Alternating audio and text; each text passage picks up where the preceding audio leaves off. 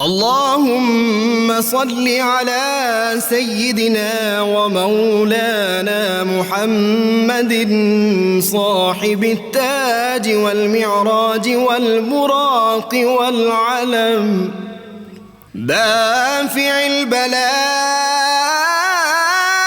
والوباء والقحط والمرض والألم اسمه مكتوب مرفوع مشفوع منقوش في اللوح والقلم سيد العرب والعجم اسمه مقدس معطر مطهر منور في البيت والحرم شمس الضحى بدر الدجى صدر العلا نور الهدى كهف الورى مصباح الظلم جميل الشيم شفيع الأمم صاحب الجود والكرم والله عاصمه وجبريل خادمه والبراك مركبه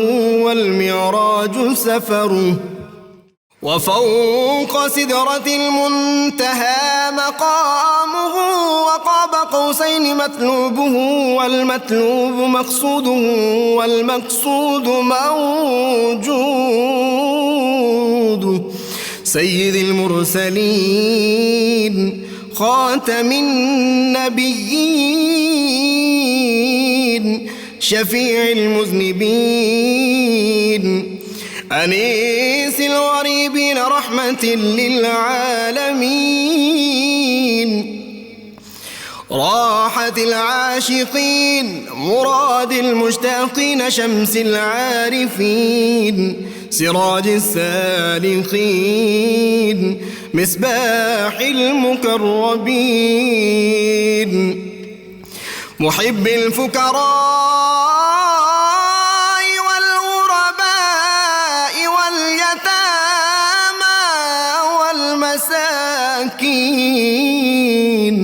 سيد الثقلين نبي الحرمين إمام القبلتين وسيلتنا في الدارين صاحب قاب قوسين محبوب رب المشرقين ورب المغربين جد الحسن والحسين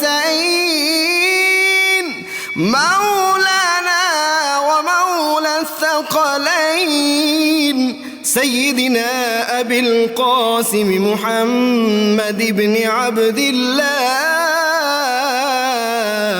نور من نور الله يا أيها المشتاقون بنور جماله بلغ العلا بكماله كشف الدجى بجماله حصنت جميع خصاله صلوا عليه وآله وأصحابه وسلموا تسليما बिस्मिल्लाहिर्रहमानिर्रहीम अस्सलाम वालेकुम नाज़रीन। प्रोग्राम सुबह नूर के साथ आपका मेज़बान नज़ीर अहमद गाज़ी हाजिर है। नाज़रीन किराम, हज़रत अबू अनीस मोहम्मद बरकत अली साहब रहमहुल्लाह की मशहूर तालीफ़ अस्माउन नबील करीम सल्लल्लाहु अलैहि वसल्लम से एक इसम मुबारक पढ़ने की सआदत हासिल कर रहा हूँ। सैयदना अर्रदाउ सल्लल्लाहु अलैहि वसल्लम हमारे सरदार अल्लाह पर राज़ी रहने वाले दुरूद व सलाम भेजे अल्लाह आप सल्लल्लाहु अलैहि वसल्लम, आपकी आले पाक और आपके सहाबा किराम पर। हज़रत साद बिन अबी वक़ास रज़ियल्लाहु अन्हु रिवायत करते हैं कि इमामुल अंबिया हज़रत मोहम्मद मुस्तफ़ा सल्लल्लाहु अलैहि वसल्लम ने इरशाद फरमाया कि जो शख्स मुअज़्ज़िन की अज़ान के बाद कहे कि मैं गवाही देता हूँ कि अल्लाह के सिवा कोई माबूद नहीं, वो वहदहू ला शरीक है, और बेशक हज़रत मोहम्मद सल्लल्लाहु अलैहि वसल्लम अल्लाह के बंदे और उसके सच्चे रसूल हैं। मैं राज़ी हुआ अल्लाह के रब होने पर और हज़रत मोहम्मद मुस्तफ़ा सल्लल्लाहु अलैहि वसल्लम के रसूल होने पर और इस्लाम के दीन होने पर, तो उसके तमाम गुनाह मुआफ़ कर दिए जाते। नाज़रीन, चंद हफ़्ते पहले मैं कुछ अहबाब के साथ और ख़ास तौर पर صاحبزادہ میاں ولید احمد شرف پوری جو سجادہ نشین ہیں دربار عالیہ شرف پور شریف کے، ان کے ساتھ ہم گئے تھے سمرقند اور بخارا کے جو دورہ تھا اس پہ ہم گئے ہوئے تھے۔ تاشقند میں بھی ہم گئے، وہاں پہ ہم نے مختلف مزارات پہ حاضری دی بزرگان دین کی بارگاہ میں۔ خاص طور پہ حضرت خواجہ عبید اللہ احرار رحمۃ اللہ علیہ ہم جو تھے حاضر ہوئے، جو نقش بندیوں کے امام سمجھے جاتے ہیں، ان کی بارگاہ میں گئے، وہاں مزار پہ ہم نے حاضری دی، فاتحہ پڑھی، اسلام پاکستان کے لیے دعائیں کیں، اور پاکستانی اپنے ناظرین اور دنیا بھر میں جہاں جہاں ہمارے ناظرین ہیں ان کی دعائیں بھی کی۔ وہ ہم مناظر ان کا کچھ حصہ آپ کو دکھاتے ہیں۔ آج میرا انٹرو ایک اعتبار سے آپ سمجھیں کہ ہم آپ کو وہاں پہ حضرت خواجہ عبید اللہ احرار رحمۃ اللہ علیہ کی بارگاہ میں، جو ایسے بزرگ تھے بادشاہت عطا بھی کرتے تھے، جس سے چاہتے ظالم سے چھین بھی لیتے تھے، آج ہم آپ کو دکھاتے ہیں۔ جی ناظرین کرام، اس وقت ہم حضرت خواجہ عبید اللہ احرار رحمۃ اللہ علیہ جو 9ویں صدی ہجری کے بزرگ ہیں، اور یہ 15ویں صدی عیسوی بنتی ہے، یہ ان کا دور ہے۔ 806 ان کی پیدائش ہے اور 895 ہجری ان کا وصال پاک ہے۔ ہم نے ان کا مزار آپ کو دکھا دیا ہمارے کیمرہ نے پہلے ہی۔ تو یہاں پر حاضر ہیں، مسلسل 24 گھنٹے سے بارش بہت زیادہ ہو رہی ہے۔ حضرت کو حضرت عیشا کے لقب سے بھی یہاں کے لوگ جو ہے وہ یاد کرتے ہیں۔ حضرت خواجہ عبید اللہ احرار کا اصل نام عبید اللہ بن محمود شاہ رحمۃ اللہ ہے، اور آپ کا لقب جو تھا وہ ناصر الدین ہے، لیکن خواجہ احرار کے نام سے آپ زیادہ مشہور ہو گئے۔ آپ پیدائشی ولی ہیں اور ان کو وہابی ولی کہا جاتا ہے۔ جب آپ پیدا ہوئے تو 40 روز تک رمضان شریف کا مہینہ تھا، آپ نے 40 روز تک اپنی والدہ ماجدہ کا دودھ نہیں پیا، اور آپ کے دادا جان جو تھے ان کو رسول اللہ صلی اللہ علیہ وسلم نے آ کے ان کی پیدائش کی پہلے سے بشارت دے دی تھی، اور وہ اس پہ فخر کیا کرتے تھے۔ آپ ابھی چھوٹی عمر میں تھے تو تاشقند کے تمام مزارات پہ ایک ہی رات میں جا کے سب مزارات کی زیارت کر کے آپ واپس تشریف لے آتے تھے۔ پھر حضرت علاء الدین عطار رحمۃ اللہ علیہ کے خلیفہ تھے خواجہ نظام الدین رحمۃ اللہ علیہ، وہ ان کا بڑا احترام کرتے تھے۔ تو لوگوں نے ان سے پوچھا آپ ان کا بڑا احترام کرتے ہیں؟ انہوں نے کہا میں کیا احترام کرتا ہوں، عن قریب دنیا بھر کے سلاطین بھی جو ہیں وہ بھی ان کا احترام کیا کریں گے۔ تو ناظرین کرام، آپ کا سلسلہ بیک حضرت یعقوب چرخی رحمۃ اللہ علیہ سے ہے۔ جب آپ کی ان سے ملاقات ہوئی تو پہلی ملاقات میں ہی انہوں نے ان کو خلافت سے نواز دیا تھا۔ بعض لوگوں نے کہا حضرت اتنی جلدی آپ نے عبید اللہ احرار آیا آپ نے اس کو خلافت دے دی؟ تو جناب یعقوب چرخی رحمۃ اللہ نے فرمایا کہ تیل اور بتی تو پہلے سے ہی درست تھی، ہم نے تو صرف اس کو آگ لگائی ہے، آگ لگانے کی دیر تھی۔ تو یہ اتنے کامل بزرگ تھے، اور ان کے بے شمار واقعات ہیں۔ خاص ہوا یہ کہ ایک دفعہ مرزا عبداللہ یہاں کا حکمران تھا، آپ نے لوگوں کی سفارش کے لیے، لوگوں جو مصیبت زدہ تھے ان کے لیے کچھ اس کو جا کے بات سمجھانا چاہتے تھے۔ جب آپ نے پیغام بھیجا تو اس نے ملنے سے اعتراض کیا، اور اس کے ایک وزیر نے کہا جی یہ فقیروں کا کیا کام ہے بادشاہوں کے پاس، بادشاہ بڑے مصروف ہوتے ہیں، آپ سے مل کے کیا حاصل ہوگا؟ آپ نے اسی وقت ایک دیوار پہ لکھ دیا۔ آپ نے کہا اچھا، اگر اس نے کہا اس کا نام لکھا آپ نے دیوار پر، اور اس کے بعد اس نام کو مٹا دیا۔ آپ نے کہا اب ہم کسی اور کو حکومت دے دیں گے۔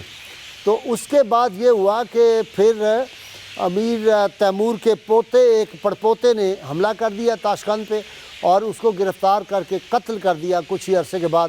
تو آپ نے جو نیا آدمی وہاں پہ آیا تھا ابو سعید مرزا، جس نے فتح کیا تھا، وہ آ کے یہاں کو حکمران ہو گیا۔ وہ آپ کا بڑا عقیدت مند تھا، آپ کے بہت حاضری ریگولر دیتا تھا، آتا خانقاہ میں حاضر ہوتا، ادب بجا لاتا۔ آپ جو بھی بادشاہ ہوتے تھے، ایک دفعہ یہیں یہ جس میں نے ابو سعید مرزا کا ذکر کیا، اس پہ ایک اور علاقے کے بادشاہ نے حملے کی کوشش کی، 1 لاکھ اس کے پاس فوج تھی۔ یہ حضرت کی خدمت میں حاضر ہوا، کہنے لگا ہم اس کا مقابلہ نہیں کر سکتے، اس کے پاس اسلحہ بھی زیادہ ہے، فوج بھی زیادہ ہے۔ آپ نے فرمایا کوئی بات نہیں، یہ ہم پہ چھوڑو، ہم تمہاری حفاظت کریں گے۔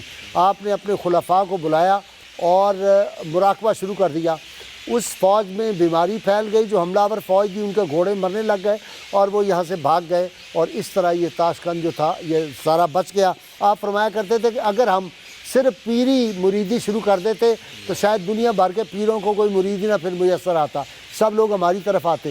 لیکن ہمیں اللہ تعالیٰ نے مخلوق کی خدمت کے لیے جو ہے وہ ہماری ڈیوٹی لگائی ہے، تو مخلوق کی خدمت کرتے ہی آپ دیکھ رہے ہیں اتنا بڑا احاطہ ہے۔ ابھی تو پھر نئی تعمیر جاری ہے، مسجد ہے، یہاں پہ حوض ہے بڑا خوبصورت، یہ پانی کا اور بھی حوض ہے، خوبصورت باغات ہیں، اور آپ بہت امیر ہستی تھے، وہ جو ان کا واقعہ ہے۔ اور انہی کے مولانا عبدالرحمن جامی جو تھے وہ انہی کے مرید تھے حضرت کے۔ بے شمار حضرت کے واقعات، کرامات ہیں اور آپ کی تعلیمات۔ آپ اس بات پہ بہت زیادہ زور دیا کرتے تھے کہ مخلوق کی جو خدمت ہے وہ بہت زیادہ کرنی چاہیے۔ فرماتے تھے پیر وہ ہے کہ جو پیر اس کو کہتے ہیں جو رسول اللہ صلی اللہ علیہ وسلم کی مرضی میں فنا ہو جائے، اور مرید وہ ہے کہ ارادت کی تاثیر سے اس کی ساری خواہشات جل جائیں۔ اور مرید صادق، کسی نے پوچھا حضرت کون ہوتا ہے؟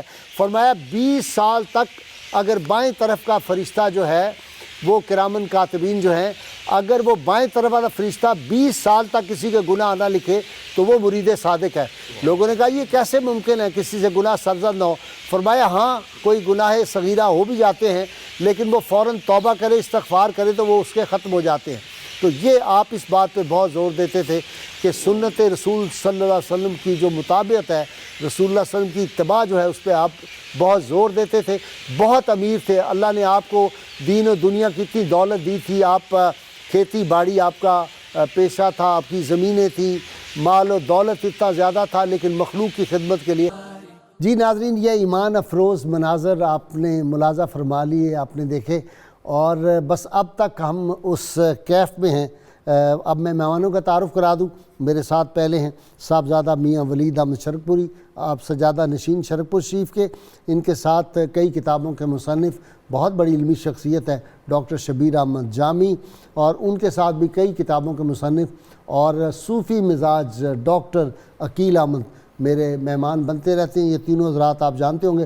اور آخر میں ناظرین کرام، آج ہمارے دبئی سے آئے ہوئے مہمان، پرسوز آواز، اور پہلے بھی آپ سنتے رہتے ہیں، وہ فون پہ ہمیں نعت سنایا کرتے تھے۔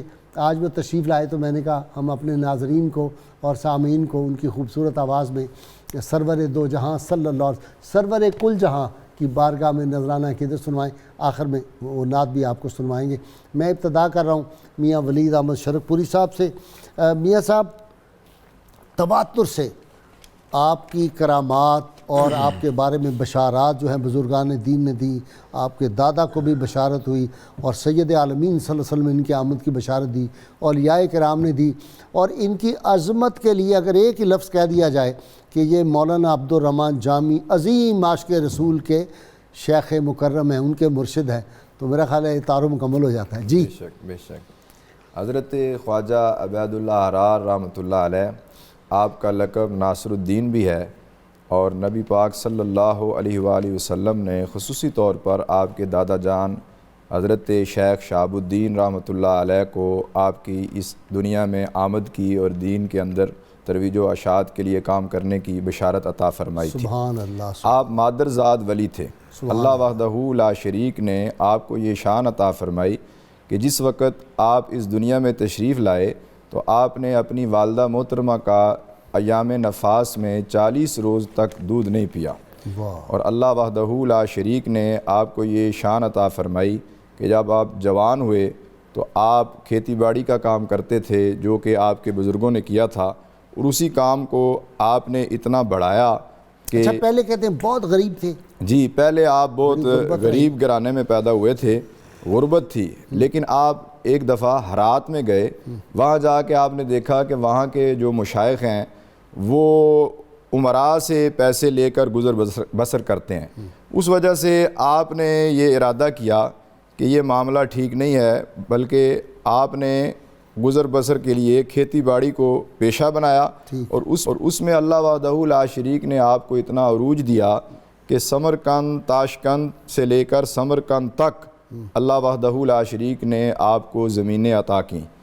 کیونکہ وقت کے بڑے بڑے بادشاہ جو ہیں وہ آپ کے غلام تھے۔ ان میں ایک بادشاہ سلطان ابو سعید ہے جس نے آپ کو 30 دیہات جو ہیں وہ آپ کے نام جو ہیں وقف کر دیے تھے۔ اس کو بادشاہی بھی تو آپ کی دعا سے؟ بالکل، آپ کی دعا سے بادشاہی ملی تھی۔ وہ واقعہ کچھ یوں ہے کہ وہاں کا سلطان عبداللہ تھا۔ اچھا۔ تو حضرت نے اس سے ملاقات کی خواہش ظاہر کی تو اس کے قریبی عواریوں نے حضرت کو اس سے ملنے نہ دیا۔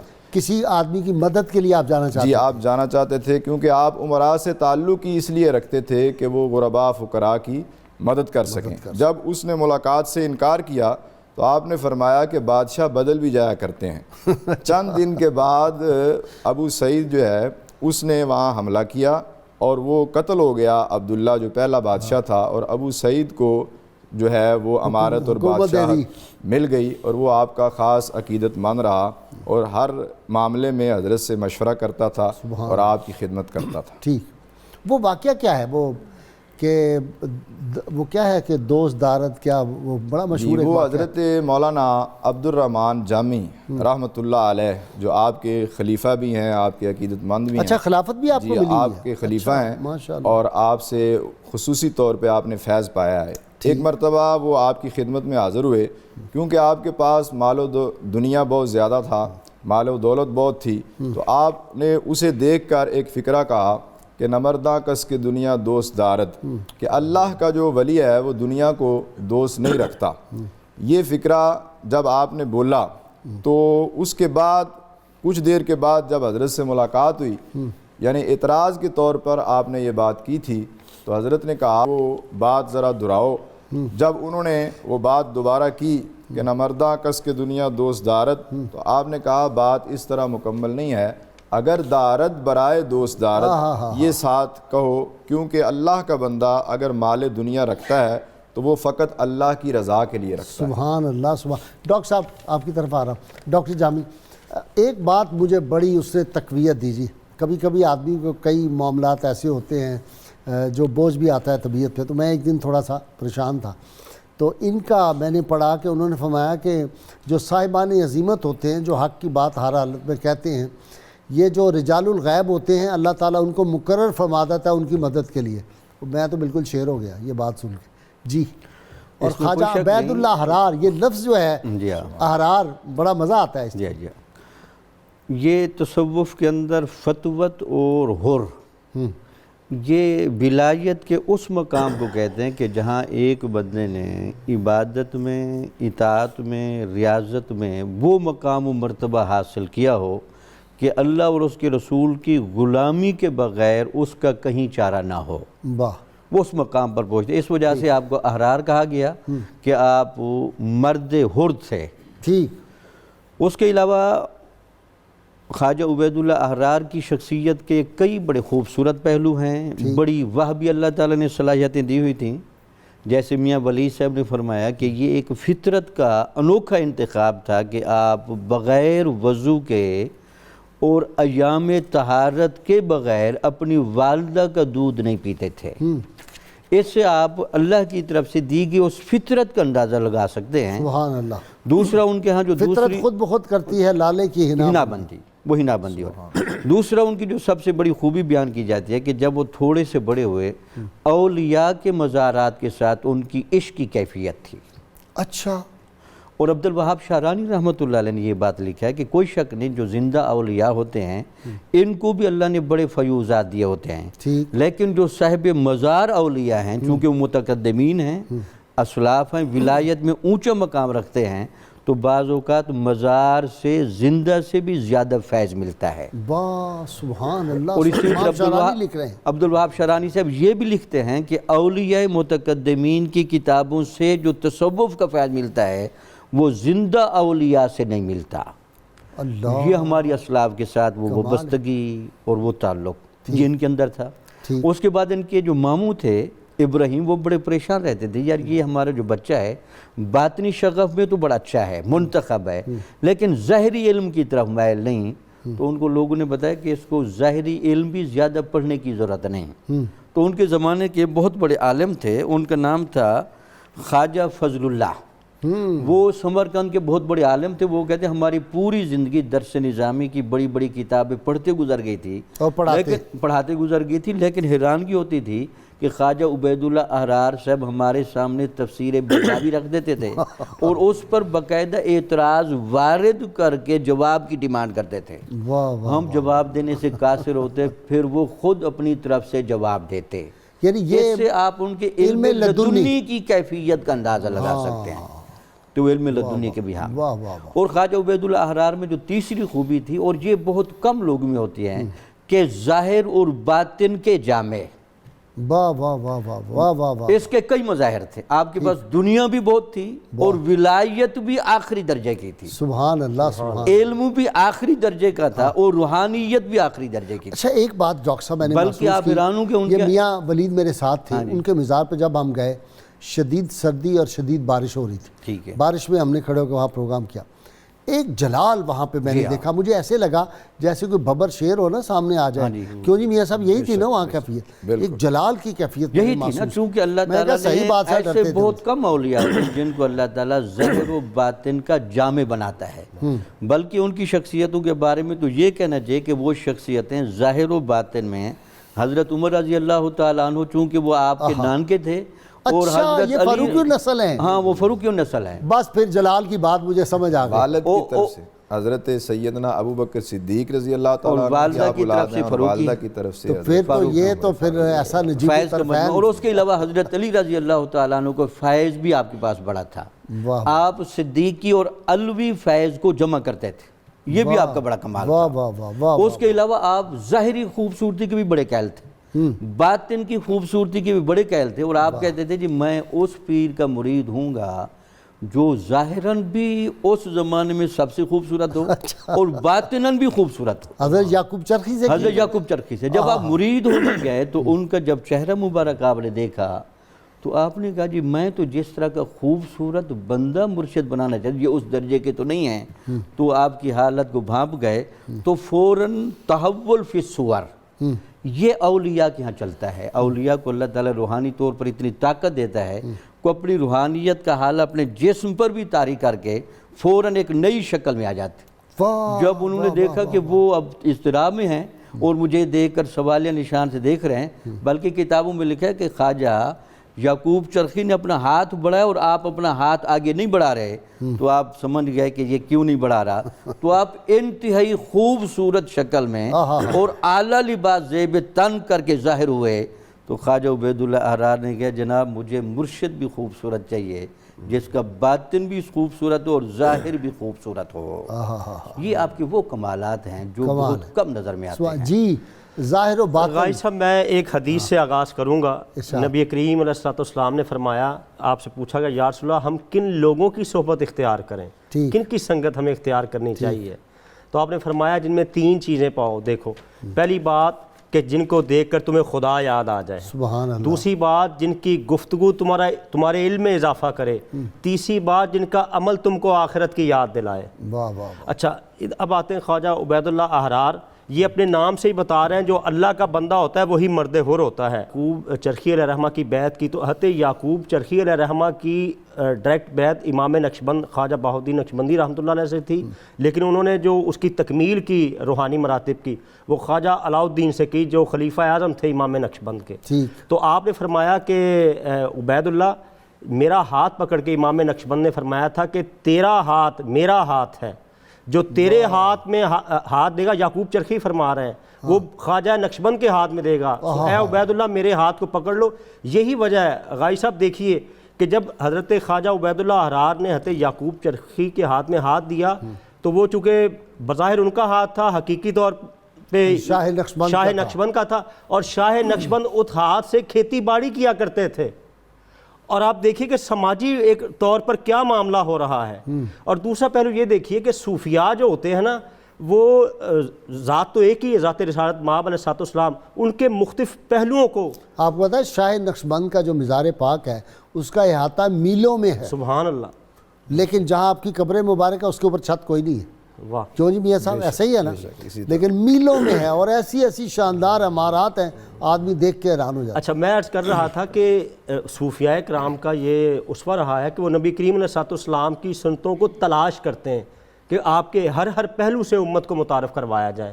مثلا جو بزرگان دین ہم پڑھتے ہیں کہ تحفے اور ہدایہ قبول کرتے تھے وہ بھی سنت پہ عمل کر رہے ہیں. جو محنت و مزدوری کر رہے ہیں، مال و تجارت رکھ رہے ہیں، وہ بھی سنت پہ عمل کر رہے ہیں، وہ بھی دیکھ رہے ہیں شام کی طرف سفر. اچھا ان کا آئیڈیل ہے. آپ دیکھیے کہ اتنا مال و دولت ہونے کے باوجود آپ جب مدرسے میں پڑھا کرتے تھے نا تو وہاں بیماروں کی عیادت کرتے، ان کے کپڑے تک خود دھو دیا کرتے تھے. واہ واہ واہ. کہ درجہ کیا ہے روحانی طور پر علمی طور پر سماجی طور پر سب سے امیر ہیں لیکن خدمت کو ہی عبادت قرار دیتے ہیں. اور غازی صاحب صوفیاء کرام نا ہم دیکھتے ہیں کہ بعض بڑے چھوٹے چھوٹے کاموں میں بظاہر نظر آتے ہیں لیکن ان کو چونکہ حکم ہوتا ہے کہ ان چھوٹے کاموں سے ہی آپ کی بعض جو چیزیں ہیں وہ دروازے کھل جائیں گے. اور آپ دیکھیے کہ حضرت خواجہ عبید اللہ احرار جو ان کے جملے ہیں، میں 2 جملے عرض کرتا ہوں.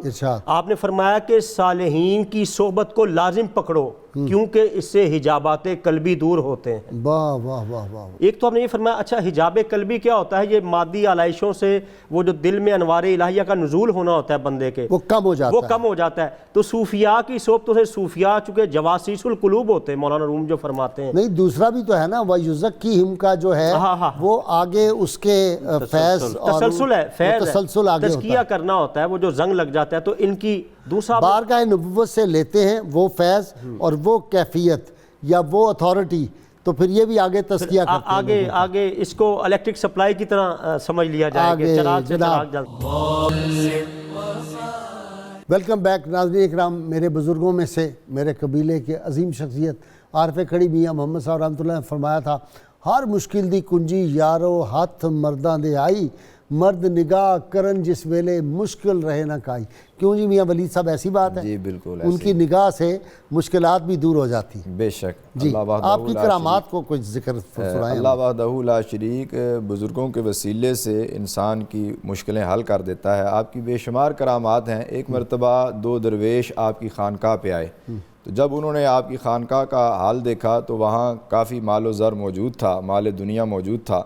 حضرت سے ملاقات کرنے کے لیے انہوں نے آپ کا پوچھا تو درویشوں نے بتایا کہ آپ بادشاہ سے ملاقات کرنے کے لیے شاہی محل تشریف لے گئے ہیں. اچھا. تو وہ بڑا حیران ہوئے کہ ایک ولی کامل کا بادشاہ کی بارگاہ میں کیا کام.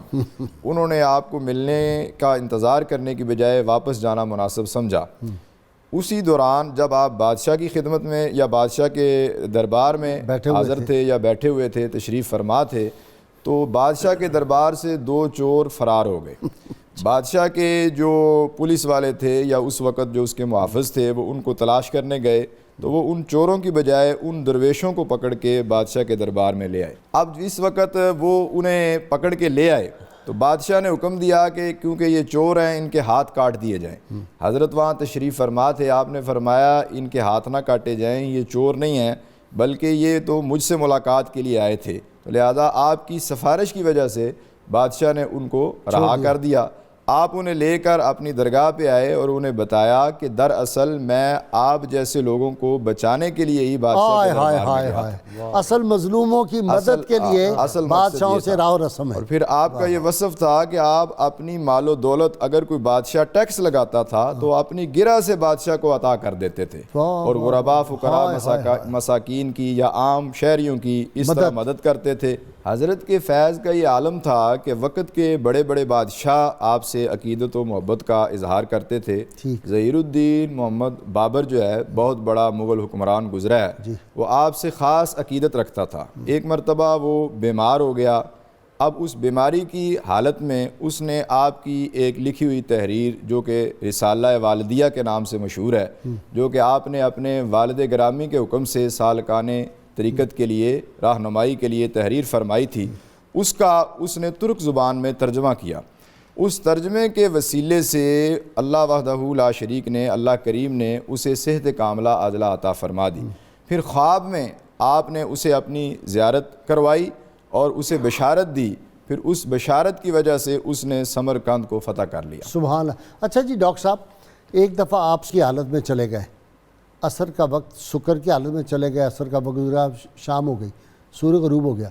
آپ کو جب ہوش آیا تو ساتھیوں نے بتایا کہ جی وہ تو نماز ہی آپ کی نکل گئی، عصر کی نماز. آپ نے فرمایا اچھا. رسول اللہ صلی اللہ علیہ وسلم کے صدقے دعا کی، سورج کو کہا کہ واپس آ جا، سورج واپس آ گیا. یہ بات سمجھ میں نہیں آتی.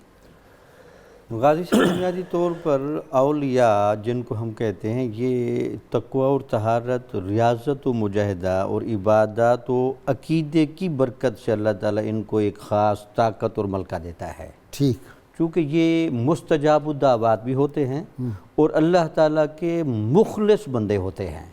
خدا اقبال کہہ رہے ہیں خدائے لم یزل کا دست قدرت تو زباں تو ہے، یقین پیدا کر ہے غافل کے مغلوب گماں تو ہے، اور پرے ہے چرخ نیلی فام سے منزل مسلمان کی، ستارے جس کی گرد راہ ہوں وہ کارواں تو ہے۔ تو یہ دست قدرت ان کو اللہ دست قدرت ہے۔ اس کی وجہ یہ ہے کہ یہ بنیادی طور پر وَسَخَّرَ لَكُم مَا فِي السَّمَاوَاتِ وَمَا فِي الْأَرْضِ، یہ انسان کے لیے ہے۔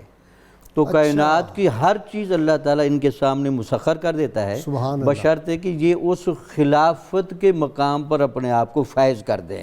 ٹھیک۔ تو اولیاء چونکہ عملی طور پر اللہ تعالیٰ کے اور حضور نبی اکرم صلی اللہ علیہ وسلم کے روحانی اعتبار سے خلیفہ جب قرار پاتے ہیں تو ان کو یہ تمام تصرفات اور طاقتیں نیابت کے طور پر دی جاتی ہیں، سبحان اللہ، کیونکہ یہ وہ خلافت کا وہ فیض ہوتا ہے۔ ٹھیک ٹھیک۔ اس لیے اسی وجہ سے اولیاء کے بارے میں پیر مہر علی شاہ صاحب نے یہ جملہ لکھا ہے کہ اللہ تعالیٰ کی صفات مخصوصہ کو چھوڑ کر باقی تمام صفات کے اولیاء کاملین کو مظہر بنایا جاتا ہے۔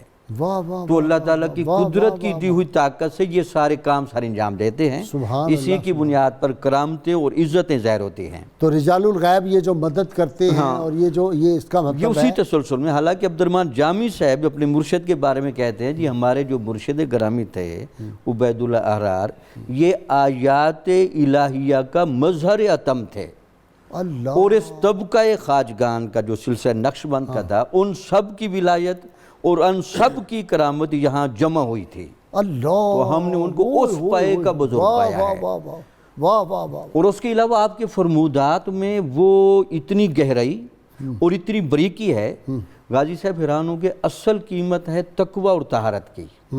ان کے بارے میں سب نے لکھا ہے کہ کسی نے خواجہ عبید اللہ احرار کو بغیر وضو کے نہیں دیکھا، آپ ہمیشہ باوضو رہتے ہیں، آل the time, all the time. اور شاید یہ بھی فرماتے کہ یہ باوضو رہنا جہاں رزق میں برکت کا باعث ہے، چونکہ رزق بھی آپ کے ہاتھ بڑا تھا، اس کی وجہ بھی بتا رہے ہیں، اور شاید یہ بھی بتاتے تھے کہ جتنی روحانیت و لطافت طہارت اور تقوی کو کٹھے کرنے سے ملتی ہے، اتنی روحانیت و طہارت کہیں نہیں ملتی۔ ڈاکٹر مجھے اپنا ڈاکٹر عقیل، آپ نے فرمایا پیر کی ڈیفینیشن بتا رہے ہیں، پیر وہ ہوتا ہے جو رسول اللہ صلی اللہ علیہ وسلم کی پسند کو اپنی پسند بنا لے، بے شک، اور جو رسول اللہ صلی اللہ علیہ وسلم کی ناپسند کو اپنی ناپسند بنا لے۔ یعنی اس کا مطلب تو یہ ہوا کہ مکمل اتباع رسول صلی اللہ علیہ وسلم کرنے سے کہتے ہیں وہ پیر ہوگا۔ بہت بڑی غازی بات صاحب آپ نے وہ فرمائی۔ پیر پھر محبوب الہی بنے گا، اور اسی کے لیے بخاری کی حدیث قدسی ہے جس پہ ابھی آپ بات کر رہے تھے جامی صاحب سے۔ اللہ نے فرمایا کہ جب میرا بندہ میرا محبوب بن جاتا ہے تو میں پھر کنتو یدا اللاتی جبتشو بہا، میں اس کے ہاتھ بن جاتا ہوں جس سے پکڑتا ہے، اس کی آنکھ بن جاتا ہوں جس سے دیکھتا ہے۔ اب مجھے بتائیے ایک عام بندے کی آنکھ میں اس کی جتنی اللہ نے عطا کی بصارت کام کر رہی ہے، ہاتھ ہے اللہ کا، بندہ مومن کا ہاتھ، بندہ مومن کا ہاتھ، اور پھر دیکھیں، اور پھر جب جس بندے کے ہاتھوں میں سماعتوں میں بصارتوں میں قوت ربانیہ کام کر رہی ہوگی، غازی صاحب اس کے لیے کیا مشکل ہے۔ اور قرآن کی سورہ کاف میں اہل اللہ ہی تھے، غیر نبی تھے اصحاب کاف، ان کے لیے 309 سال اللہ نے سورج کا نظام بدلا یا نہیں بدلا۔ یہاں پر غازی صاحب میں ایک عرض کرنا چاہوں گا کہ صوفیاء نقشبند کا منہج دعوت کیا تھا۔ اس حوالے سے نا کیرولینا یونیورسٹی کے ایک اسکالر ہیں آرتھر ایف بولر، انہوں نے کتاب لکھی صوفی دی ہائرز آف پروفٹ، صوفیاء ہی نبی کریم کے وارث ہیں۔ اچھا، اس کا فارورڈ جو مقدمہ ہے این میری شیمل نے لکھا ہے، این میری شمل، شمل نے، اچھا ایئرز اس کو کہتے ہیں، اچھا ایئرز آف سوری، اچھا وہ کہتے ہیں کہ یہ صوفیاء جو تھے نا یہ دے پریزرو دا اسلامک ہیریٹیج، انہوں نے اسلامی جو ورثہ ہے اس کی حفاظت کی ہے، اور کہتی ہیں بالخصوص یہ سینٹرل ایشیا جو ہے اس کی ریاستوں میں صوفیاء کی جو اصطلاحات ہیں نا نقشبندیوں کی، اس میں خلوت در انجمن اس اصطلاح کا ذکر کیا ہے، ہینڈ ایٹ، ہاتھ کار والے دل یار والے، انہوں نے ترجمہ انگلش میں کیا کہ hand at work heart with God, ہاتھ کار والے دل یار والے، وہ کہتی اور عصر حاضر میں ترجمے کا بھی مزہ آ گیا۔ غاری صاحب وہ کہتی ہیں کہ آج عصر حاضر میں یہ جو خلوت در انجمن ہے یہ بیسٹ وے ہے لوگوں کی ترویج، خاموشی کے ساتھ ایک خاموش انقلاب برپا کرنا، قلوب سے قلوب تک کا سفر ہو، طیبہ سے منگائی جاتی ہے، سینوں میں چھپائی جاتی ہے، توحید کی میں ساغر سے نہیں نظروں سے پلائی جاتی ہے۔ اور غازی صاحب یہی وجہ ہے کہ تمام ورلڈ کے قدیم بھی اور جدید اسکالر اس بات پر متفق ہیں کہ جغرافیائی اعتبار سے سلاطین اسلام کو شکست و فتح ہوتی رہی ہیں، لیکن اسلام کا فکری زوال کسی دور میں نہیں آیا، کیونکہ جب بھی کوئی ایسی صورت بنتی ہے صوفیاء کا گروہ آگے آ جاتا تھا۔ اچھا جی، آپ کے شیخ فرماتے تھے یعقوب چرخی رحمۃ اللہ علیہ کہ میاں اپنے آپ کو نا عبید اللہ احرار کی طرح بناؤ کہ تیل بھی تھا، بتی بھی تھی، سب کچھ تھا، صرف ماچس کی تیلی دکھائی۔ بہت جلدی آپ کو خلافت مل گئی تھی نا جوانی میں اپنے شیخ کی بارگاہ میں، کیونکہ آپ مادرزاد ولی تھے نا۔ اللہ وحدہ لا شریک نے آپ کو ولایت کا بلند مقام عطا فرما کے اس دنیا میں بھیجا تھا، علم لدنی بھی دیا اور بھی آپ کے پاس بے شمار تھا، اور اللہ وحدہ لا شریک نے آپ کو بے شمار شانیں عطا فرما رکھی تھی۔ اور دل با یار دست بکار جو ابھی آپ نے ذکر کیا ہے، اس کی آپ عملی تصویر تھے کہ آپ کھیتی باڑی بھی کرتے تھے، کاروبار بھی کرتے تھے، اور وسیع مال و دولت بھی رکھتے تھے، اور اسلامی معاشرے کے اندر رہتے ہوئے بادشاہوں کی، عام لوگوں کی، علماء کی اصلاح بھی فرماتے تھے۔ واہ واہ واہ واہ، سبحان اللہ۔ جی ڈاکٹر صاحب، کیسا کمال ہے، اتنی دولت ہو اس کے باوجود دولت ان کے اندر نہیں جاتی تھی۔ خواجہ عبید اللہ احرار رحمۃ اللہ علیہ کو یعقوب چرخی نے آخری جملہ کہا تھا کہ ایک اور خاص راستہ بھی ہے، اگر کوئی طالب مل جائے تو آپ اس پر چلنا۔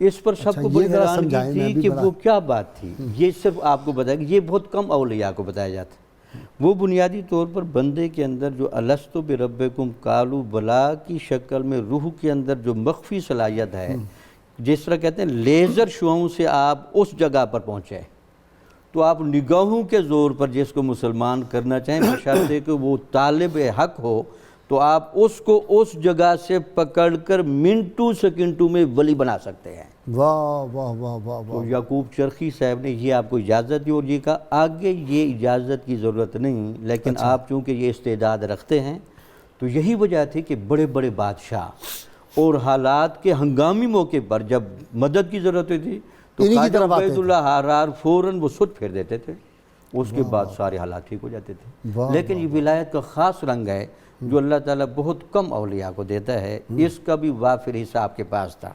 حتیٰ کہ علامہ جامی صاحب کے اندر بھی جو عشق کی کیفیت کی بریکی ہے، وہ خود بتاتے ہیں یہ خواجہ عبید اللہ احرار کے اسی فیض کا حصہ ہے، عطا ہے۔ نسیمہ جانب بتا گزر کن ز احوال محمد را خبر کن، توئی سلطان عالم یا محمد ز لوئے لطف سوئے من نظر کن، مشرف گرچہ شد جامی ز لطفش خدایا آئیں کرم بارے دیگر۔ ڈاکٹر صاحب، کیا حدیث پاک ہے کہ جب اللہ کسی سے محبت فرماتے ہیں تو جبریل امین کو حکم ہوتا ہے کہ میں اس آدمی سے محبت کرتا ہوں، تم بھی اس سے محبت فرماؤ، اور ملائکہ کو بھی کہہ دیا جاتا ہے، اور پھر ان کو کہا جاتا ہے دنیا والوں کو بھی کہا جاتا ہے، اور وہ جملہ ہے حدیث میں، حتیٰ کہ اس کی قبولیت دنیا والوں پر واجب کر دی جاتی ہے۔ تو دنیا میں جتنے بھی سلیم الفطرت اور اچھے لوگ ہوتے ہیں، اور تمام خلق اس کے ساتھ محبت کرنے لگتی ہے۔ اچھا ڈاکٹر صاحب، آپ کو پتہ ہے یہ امام شامل نے جو اس وقت زاروں کے خلاف جو جہاد کیا، وہ بھی آپ کے سلسلے سے، آپ کے سلسلے سے، یعنی اس سلسلے کے لوگ جو ہیں ان میں حریت بڑی ہے، حریت بڑی رہی ہے، جی حق کی بات چاہے کچھ ہو۔ غازی صاحب، نقشبندی اس لیے عموماً ہمیں لوگ سخت کہتے ہیں، آج نقشبندی محفل سجی بھی ہے، اللہ قبول فرمائے، کہ نقشبندیوں کو نا عموماً سلاسل میں کہتے ہیں یہ بڑے سخت ہوتے ہیں۔ 3 نقشبندی ہیں، ویسے تو فیض ڈاکٹر جامی کو بھی ہے، ڈاکٹر صاحب آپ کا قادری چشتی ہے؟ ہم چشتی قادری ہیں، چشتی قادری، لیکن غلبہ باقی 3 جو ہے نقشبندیوں کا، لیکن وہ بھی غازی صاحب ہمارے سروں کے تاج ہیں۔ یہ سارے سلاسل جی، نور، یہ سارے راستے، سوئے قطار می کشم ناکائے بے زمام راہ، یہ سارے جاتے راستے اسی طرف ہیں، بس اصل بات یہ ہے۔ بلکہ شاہ ولی اللہ رحمۃ اللہ علیہ نے اولیاء کے احوال کو سمجھنے کے لیے نسبتوں کا تصور دیا ہے۔ اچھا، یہ بنیادی طور پر 7 نسبتیں ہوتے ہیں، اس کے تناظر میں کسی ولی کی شخصیت کا تعین ہوتا ہے۔ اس میں ایک طہارت، ایک نسبت اطاعت، ایک نسبت معرفت، ایک نسبت عشق، ایک نسبت وجد، اور ایک نسبت توحید، اور ایک نسبت اویسیت۔ تو جب ایک بندہ اللہ تعالیٰ پیدا فرماتا ہے اور اس کو ولایت کی ذمہ داری دی جاتی ہے، تو ان 7 میں سے اس کو حصہ وافر دیا جاتا ہے۔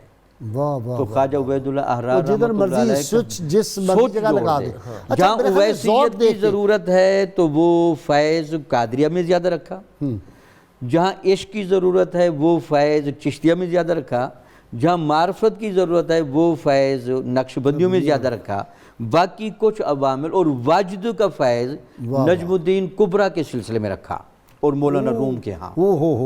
یہ پھر وہ گلدستے ہیں، جب ان سب کو بھی پڑھا جاتا ہے تو ان کا تقابل کی بجائے ان تمام گلدستوں کو مل کے گلدستہ بنتا ہے، اور یہ پھر گلشن کی حسن میں اضافہ ہوتا ہے۔ سب کے رنگ الگ الگ ہیں لیکن اجتماعی طور پر گلستان کے جو حسن میں اضافہ کرتے ہیں۔ آپ کا بہت شکریہ میاں صاحب، آپ کا بھی، ڈاکٹر جامی آپ کا۔ ویلکم بیک ناظرین کرام، کتاب الشفا سے نسخے کا وقت ہو گیا۔ آنکھ کے درد کے لیے روحانی علاج ہے یہ۔ 41 مرتبہ سورۃ الفاتحہ پڑھ کر پانی پر دم کر کے 7 قطرے آنکھوں میں ڈالیں، انشاءاللہ آنکھ کا درد ختم ہو جائے گا۔ شرط یہ ہے کم از کم 11 مرتبہ کوئی بھی درود پاک جو آپ کو آتا وہ ضرور پڑھیں۔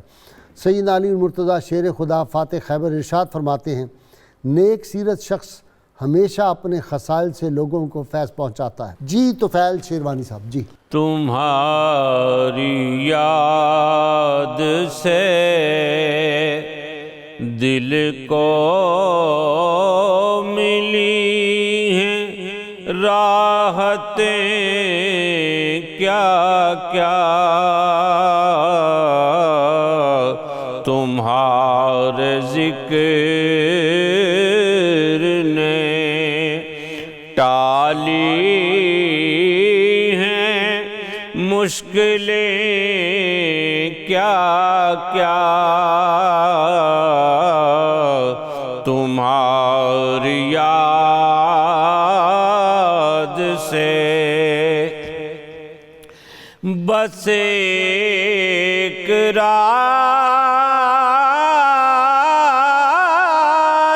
کا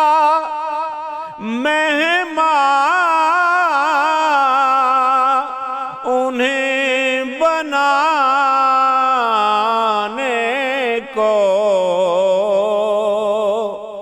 بس ایک رات کا مہمان انہیں بنانے